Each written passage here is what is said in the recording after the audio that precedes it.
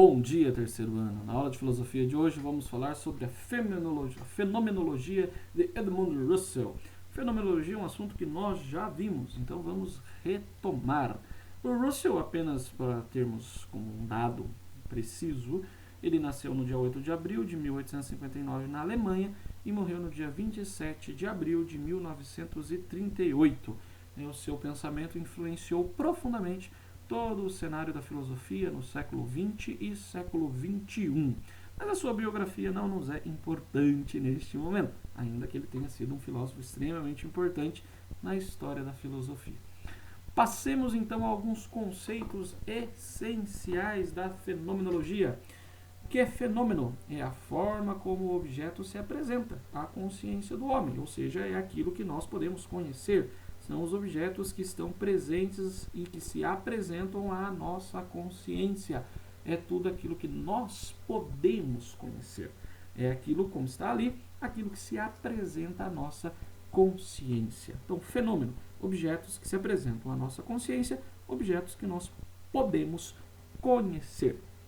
Fenomenologia é uma descrição e análise da consciência a partir do significado que esta dá aos objetos. Então, qual é o significado? Então, nós vamos fazer uma análise e vamos descrever a consciência e também a descrição dos objetos, mas sempre a partir do significado que a nossa consciência dá a esses objetos, uma vez que a consciência é sempre consciência de algo. Isso são esses dois princípios aqui da fenomenologia. Como que ocorre, então, o método fenomenológico? O método fenomenológico vai se dar mediante a descrição. Volta as coisas nelas mesmas, para chegar às coisas livres de preconceitos ou pressupostos interpretativos. Para tal, precisamos fazer a redução fenomenológica, colocação entre parênteses ou suspensão dos juízos. Meu Deus, mas o que significa isso, pessoal? É a epoqué, a suspensão do juízo. Então, apenas explicando o que é a descrição. Na fenomenologia, nós temos que descrever as coisas como elas são. Descrever os fenômenos, descrever as coisas como elas se apresentam à nossa consciência. Essa descrição tem que ser uma descrição sem nenhum tipo de pressuposto, sem nenhum tipo de preconceito, sem nenhum tipo de interpretação. É apenas a descrição deste objeto que vem à nossa consciência e qual é o significado que a nossa consciência dá a este objeto. Sem nenhum tipo de interpretação, sem nenhum tipo de subjetividade. Então eu não dou a minha opinião, sem nenhum tipo de opinião, eu vou apenas descrever os fatos, descrever as coisas como as coisas se apresentam, sem dar a minha opinião, sem dar a minha interpretação. E para isso eu preciso fazer a epoqué, que é suspender todo qualquer tipo de juízo, suspender todo e qualquer tipo de preconceito, todo e qualquer tipo de opinião. Então, o objeto que vem até mim, eu suspendo, coloco ele entre parênteses. Então, colocar todo o mundo, o mundo todo entre parênteses, suspender qualquer tipo de juízo, qualquer tipo de preconceito, qualquer tipo de interpretação que eu possa ter em relação àquele fato, àquele objeto, e a partir dali eu vou fazer uma análise e uma descrição da minha consciência, como que essa consciência está, qual é o significado que a minha consciência está dando para este objeto, e aí, sem nenhum tipo de preconceito, eu vou descrever este objeto, vou descrever este fato. Então, epoqué é exatamente isso, é a suspensão de qualquer tipo de preconceito, qualquer tipo de prejuízo, qualquer tipo de interpretação ou opinião que eu possa dar sobre o fato, sobre o objeto. Eu apenas vou descrever aquele fato, descrever aquele objeto. Claro, pessoal, não é uma tarefa fácil, não é uma tarefa assim tão simples, mas é fundamental para o processo da fenomenologia. Então, veja bem, meu Deus, a consciência é sempre uma consciência intencional de alguma coisa. Então, a estrutura da consciência enquanto intencionalidade significa dirigir-se para visar alguma coisa. Então, toda a consciência é intencional. Toda consciência é consciência de alguma coisa.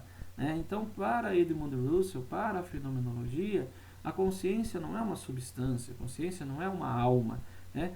A consciência nada mais é do que uma atividade constituída por percepção, imaginação, especulação, volição, paixão, com a qual ela visa a noema, né?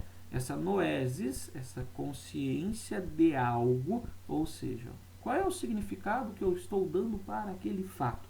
Qual é o significado que aquele fato, que aquele objeto tem na minha consciência?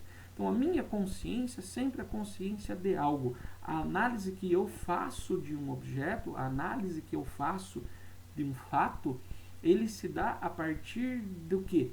A partir do significado que a minha consciência está dando àquele objeto, está dando àquele fato. E aí sim eu vou descrever, sem nenhum tipo de preconceito. Então a consciência visa esta noema, ou seja, chegar às coisas nelas mesmas, chegar às coisas como as coisas são, descrevendo-as, sem nenhum tipo de preconceito. Então a consciência é consciência de algo. Toda a minha consciência vai dar um significado a um fenômeno. O fenômeno chega a mim, como que essa consciência, o que essa consciência, de que maneira eu estou significando este fenômeno, este fato, este objeto, e aí eu vou descrever este objeto, descrever sem nenhum tipo de preconceito. Aí eu estou fazendo fenomenologia. Aí eu estou, de fato, buscando esta noema, as coisas nelas mesmas, sem nenhum tipo de preconceito. Então, simplesmente a dinâmica do processo. Primeiro, tematização do objeto de estudo. Segundo, remoção dos obstáculos de observação, ou seja, fazer a epoqué, né? Colocar o mundo sobre parênteses, tirar, deixar de lado todo tipo de preconceito, todo tipo de opinião pessoal, todo tipo de prejuízo.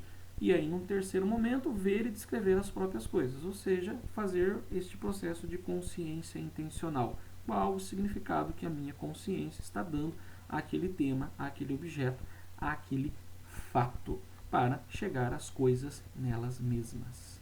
Aqui, novamente, a atitude intelectual, já um esqueminha de todo este processo, do que vem a ser esta fenomenologia, essa dinâmica do processo, que é fazer uma descrição fiel dos fenômenos observados, sem explicar, sem dar opinião, apenas descrever. E isso se dá a partir da consciência de algo, o significado que a consciência dá àquele fato.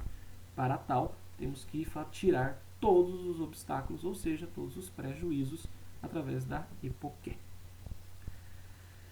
E aí nós temos o sujeito, aquele que conhece, o objeto, aquele que é conhecido, e a representação. O que é a representação? Dentro do conhecimento na fenomenologia, é a construção de uma imagem mental do objeto e das suas características, que permite evocá-lo na sua ausência.